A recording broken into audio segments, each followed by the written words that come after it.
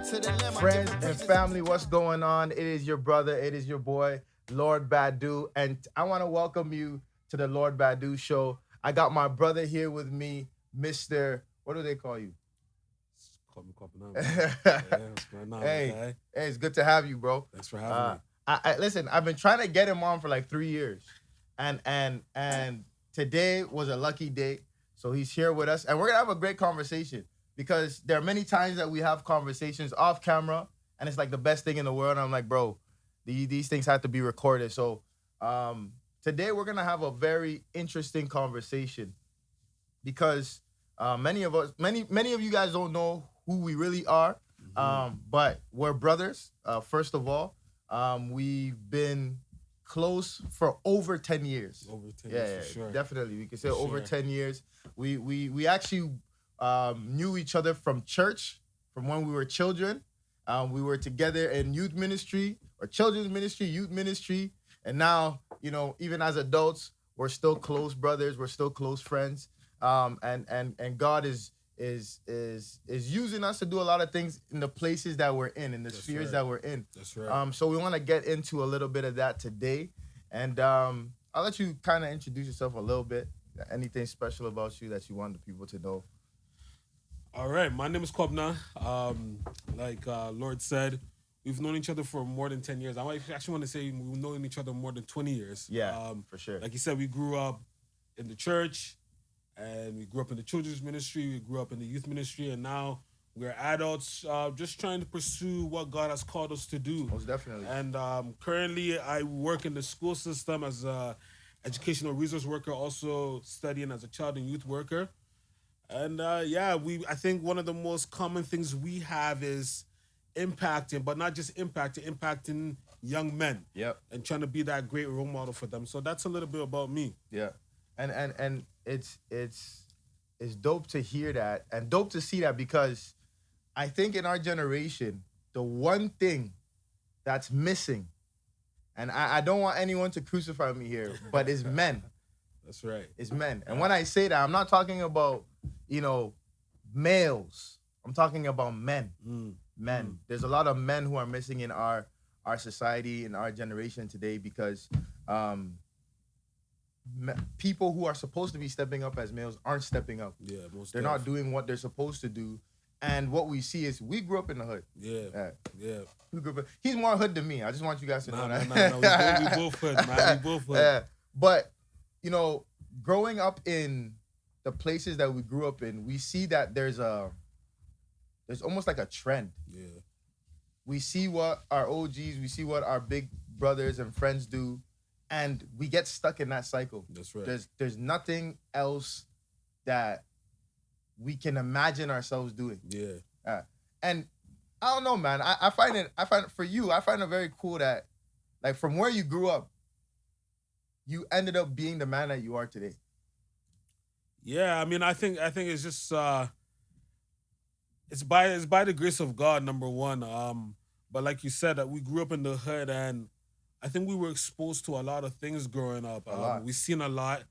We did a lot. And just encountering that, I think it's just God's grace that pulled us through and made us the men who we are today. And I think, like you're saying, a lot of young people in our generation or behind us are going through that same trend, but there's nobody to guide them. You know what I'm saying? That's the key. And that's the issue right now. So the question that we have today is that, where are the men? Where are the men to guide these young people who are going astray, to help them make it back to the straight path? You know what I'm saying? And a lot of young cats, a lot of young guys, they think they're doing right, but they're not doing right. You know what I'm saying? Facts. And I think we were privileged to, have a few, gentlemen who kind of, came in at the right time, the right season to, kind of lead us, to, let's say, the righteous path.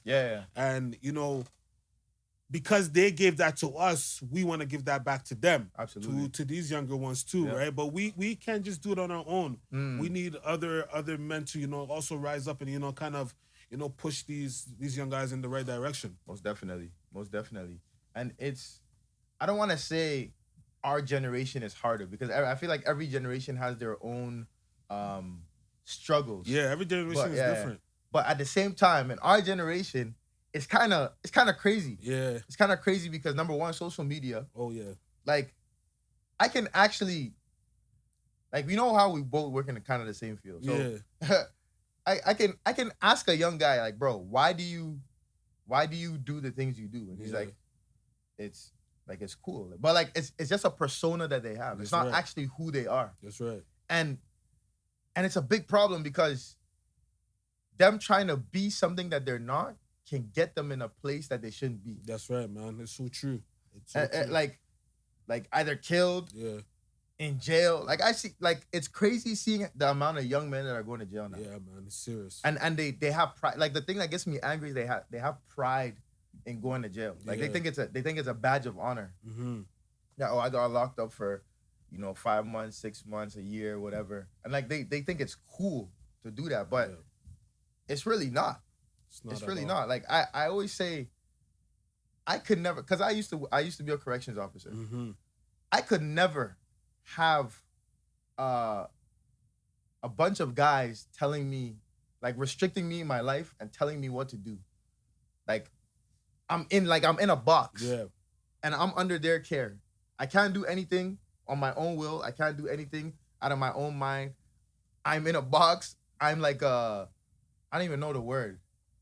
It's almost like you're a slave, kind of. Yeah, man. For real, man. For real. It's so true. But like, these guys like think it's cool to go through these things. But I don't know.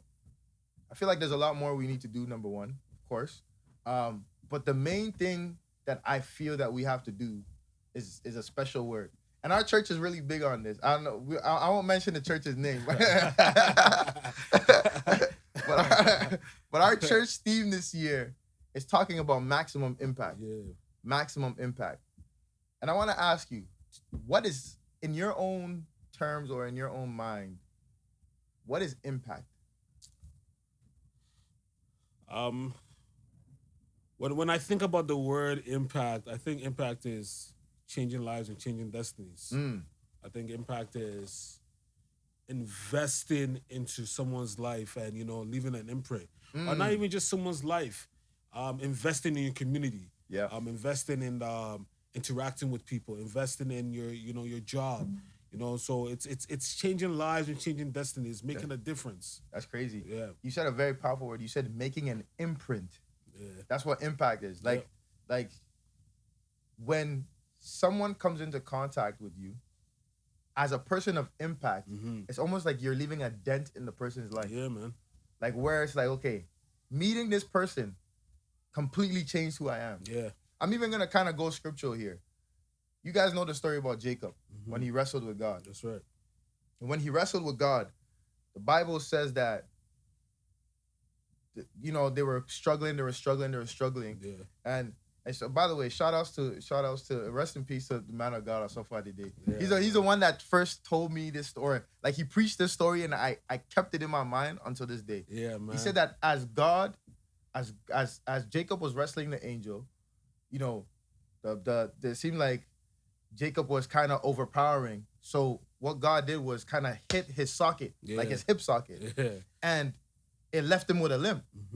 But anytime anyone was to go out and see Jacob with a limp, it meant that he encountered something. Yeah, man. And there was an impact that happened. For real. So anytime there's an impact, there has to be some sort of a dent or a limp that somebody's leaving with. For real, man. Knowing that, okay, I've encountered this person and it's completely life-changing. Yeah. And it's even like shout out to Pastor Phil. He gave me a book a couple years ago, and it was called Waves. So sometimes when you talk about impact is just simply making a ripple effect. Jeez. So once you impact a young man's life, that young man eventually is going to impact the next young man's life. Then it's just going to keep going and going. So it's a ripple effect. Impact is just a ripple effect. And that's like, it's literally the discipleship model. Yeah, man. The discipleship model. This is what Jesus brought. This is what Jesus brought on earth. The mandate. Yeah, literally that we're to go out and make disciples, meaning that we're supposed to go out and make people, like, if we've been changed, make people like us. That's right. That's all it literally is. Mm-hmm. Now, we know the mandate.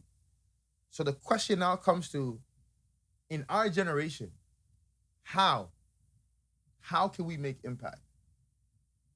How can we make impact? This is a question for all of us because, a lot of things are going on in this generation. A lot of things are happening.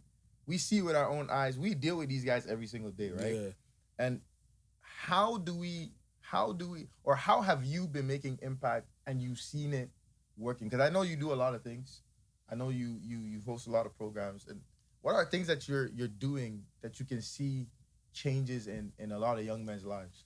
Honestly, bro, I think, to be honest, one of the things that comes with impact is relationship. And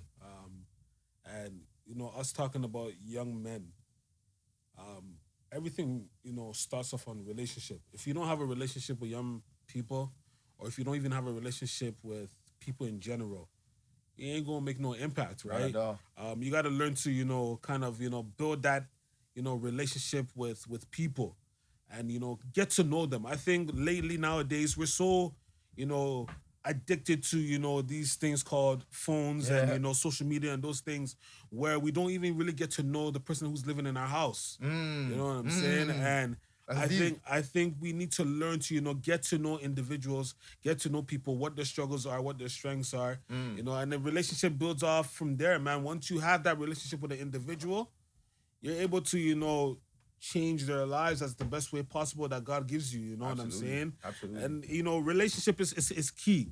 And I think once you build that relationship, it leads the way. You know what I'm saying? Because I always say that, in my mind, any person I talk to, I want to make sure I'm making a difference in their life. Jeez. You know what I'm saying? And if I build that relationship, and after the relationship, I'm speaking to the individual, the person's going to take what I'm saying serious, because I've made that value, or I've taken that time to get to know the individual. So relationship is key. Yeah. And I think another thing too is just love, man. That's one thing people are struggling with nowadays, that people don't get to see love.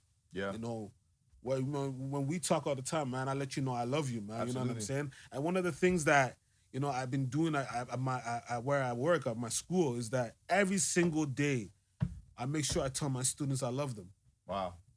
And I make sure I tell, especially the males, because often at times young men don't get to hear that from people. Not at all. Young men don't even get to hear that from their parents sometimes, right? So me letting them know I love them, will remind them, somebody really cares about me, you know what I'm saying? Somebody, has the well-being for me, you know what I'm saying? So relationship and love is two of the most important key things to, kind of make that impact in people's lives. That's heavy. Yeah. Relationship and love. Yep. Relationship, I'm going to even add a little bit to that. Like, relationship is as you said, is the key access. That's right. You can't win anybody over without having a relationship with them. Right? I remember I was reading a book, I think it was by John C. Maxwell. Okay. And he actually said that in our lives, just in general, even if we don't do anything, somehow, some way, we influence at least 10,000 people throughout our lifetime. Wow. 10,000 people. Wow. So just imagine if you actually decided that you're going to build relationship with people. By the end of your life, imagine how many lives you could actually impact intentionally. Yep. Intentionally, right? Unintentionally, we probably influence a lot of people. Yeah. But at the same time, imagine if you decided that intentionally you're going to touch the lives of people and change people's lives. Yeah. It's an amazing thought to have that, and especially as a pastor, like, because being in ministry, right? Sometimes you can. I haven't been a pastor for a long time, but let's say for the first time I came into ministry, and I see, or even let's say for Midway, when I see the people that I've talked to, I've grown up with, I try to groom a little bit, and I see the way that they're going now, and their life is looking good, their life is looking godly, their life is looking put together. As a leader, I feel proud within myself that God used me to impact somebody's life. Yeah, man, for real. In a way like that, right? For real. And especially you as a teacher, right? Like, bro, seeing students from grade 5, grade 4, and then seeing them in high school graduate is like, bro, look at this guy's life, right? Yeah, man, for real. It's an amazing thing. It is. And I want every man who's listening to have that in their mind that we are the ones that God has called to make the most influence and impact. Most def. I'm not trying to be sexist. I'm not trying to do whatever, but God has placed the man in a place of authority. Mm-hmm. So if we don't use our authority for the right thing, well, we've seen what it can do going in the wrong places. Yeah. We can influence people in the right way and the wrong way, right? And on top of that, love. As you said, love is crucial, bro. And God bless you for that, because honestly, as young Black men, you can count the times you probably heard "I love you." Yeah, for real. you can count twice. You can count the times, bro. So for you to intentionally say that, yo, I'm gonna make sure I say "I love you," that's deep. Yeah, man, for real. That's deep. And that's something I'm gonna even pick up, bro. I'm gonna pick up. I don't say that much. I don't say that much. You say it to me all the time. I know that. I know that he's always says it to me when we're hanging up the phone. I usually don't say it back sometimes, right? Because it's not something that I'm used to saying, right? Yeah. But it's something that you have to make an intention to do and to say. Because when you say that, like for instance, like we're brothers. Yeah, so when you say that to me, it's like, bro, this guy is actually looking out for me. Yeah. My bro's actually looking out for me. That's how I feel. Most definitely. And I appreciate that, bro. Appreciate you too. Appreciate that, bro. Appreciate you too, man. Yeah. So that's a very powerful, very, very powerful thing. God bless you for that, bro. Yeah, man. Always, man. And I think, it honestly, it just goes back to like you said, like even with me in the school, sometimes, you see how, when you invest in someone's life and you see how from, their tender age or their young age, they grow up. And, you see how, when they're graduating, from, grade 8, and you see that and you're just like, wow, man, this is the beauty of God. Absolutely. You know what I'm saying? Because, absolutely. God can use anyone. God can use anyone Yeah. to, kind of, help in, difficult times. You know what I'm saying? And it's a testament. It's a testament because, honestly, at the end of the day, man, like, we're no one. We're no one. We're just kind of created to, fulfill the purposes God has, for man, and it's an amazing thing, man. It's honestly an amazing thing. I think, when it comes to impact is it's something influential, bro. Yeah. It goes a long way. It goes a long way. Yeah. Most definitely. So now that I know that both of us have a passion and a desire for young men to kind of go in the direction that God has for them, right?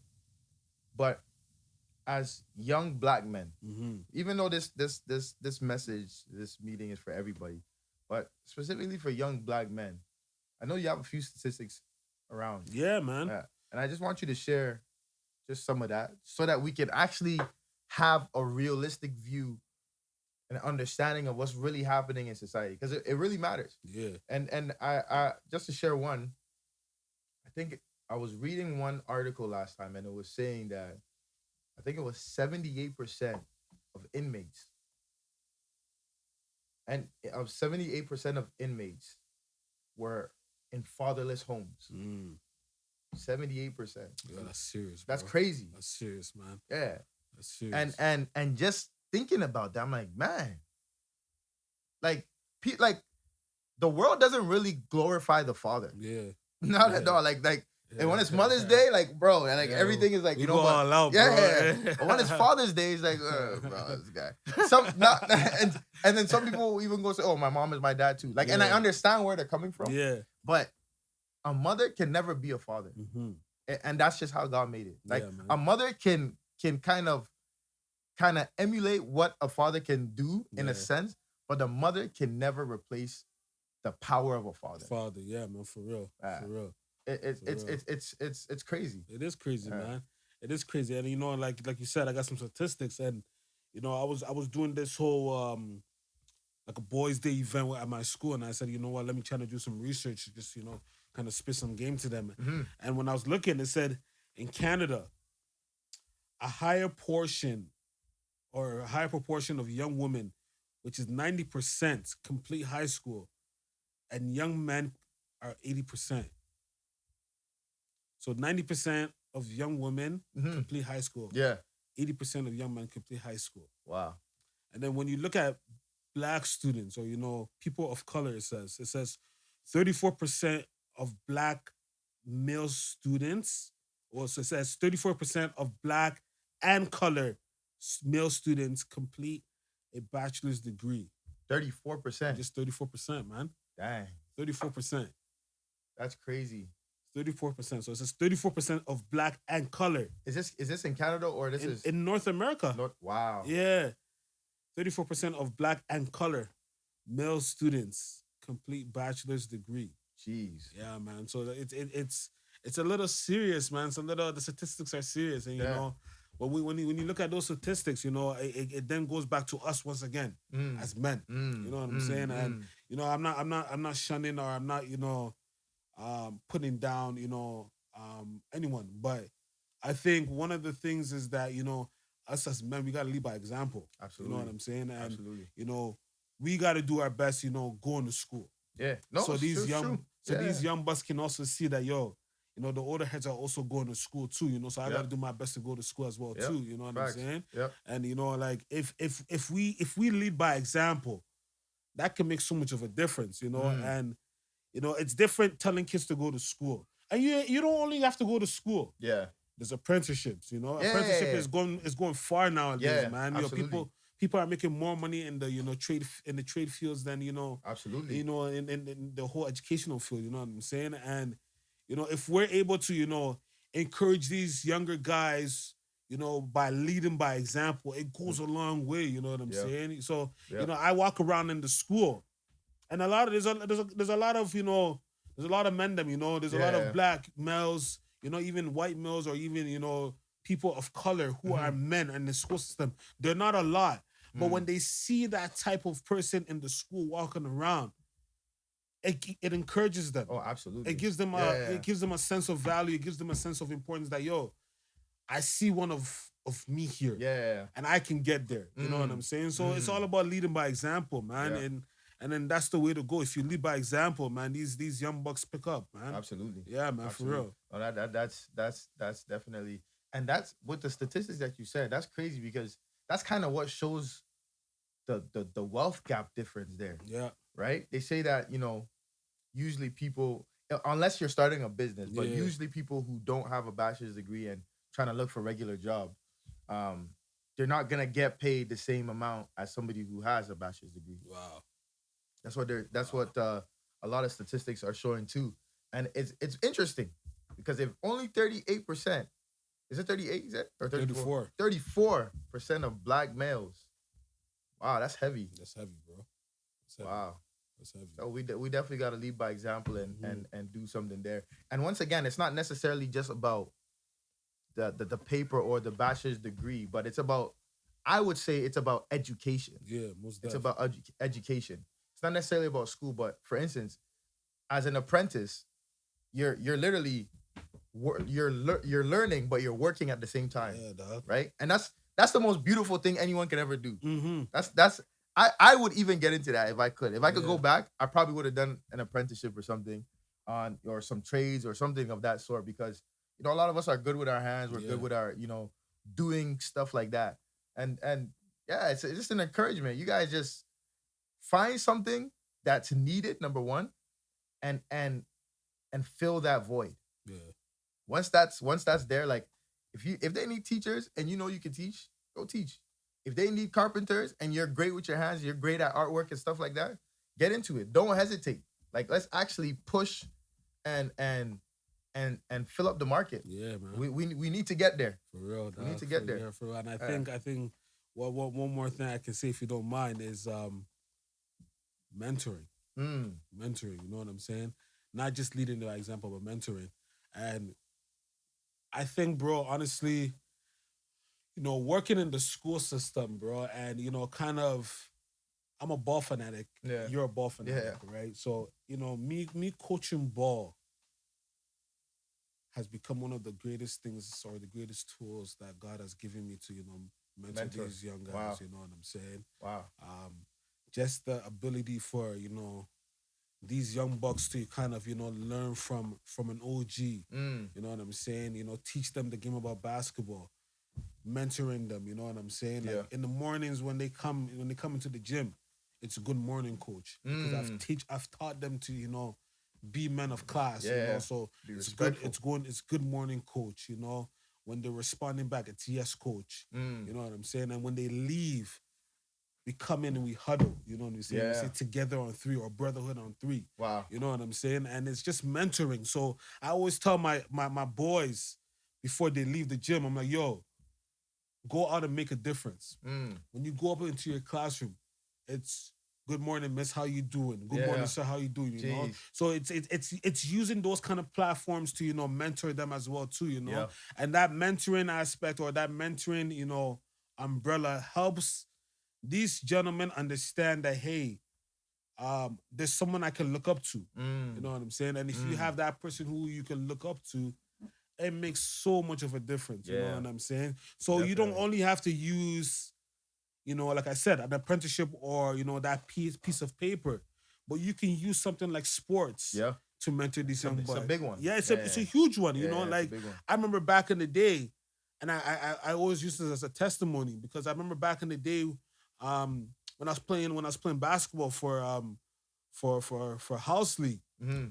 Yo, bro, it was a coach that came to pick me up every day, every Saturday to take me to games. It was that same coach that used to, pick me up for practices. Wow. You know what I'm saying? So if you see me today and you see me going above and beyond for my boys or the boys I interact with, even outside of school and in school, it's because what somebody did for me, you know what I'm saying? So it goes back to, impact having that ripple effect. Yeah, absolutely. You know what I'm saying? So if you do it for someone, that same person is going to do for someone else too. Absolutely. And it's the ripple effect. Absolutely. You know what I'm saying? Oh, that's deep. Yeah, man. That's deep. Man, this is an amazing conversation. It is. But what I want to do, I want us to have another one. I don't want us to spill all the beans right now, bro. I don't want us to spill all the beans right now. I think this is a push for us. Yeah, man. To continue this conversation. It's the first of many, man. Yeah, most definitely. Many, man. We might even just have to create our own podcast. For real. And just call it Impact or something. I don't know, for bro. For real, man. It'll be better than JJ Redick's. Yo, he here. I hope he hears that. I hope he hears that. Yeah, man, for real. Hey, man, I appreciate you, bro. Love you, brother. Yeah, God bless you. Love you too, bro. God bless you too, man. All right, man. So, all right, guys. That was our first episode. You've heard from the man himself. You heard from some things that I had to say. And listen, I promise you that we're going to be back. And we're going to come with more episodes. We're going to come with more things, influential things, helping our generation and impacting the lives. God bless you and see you soon. God bless. Love.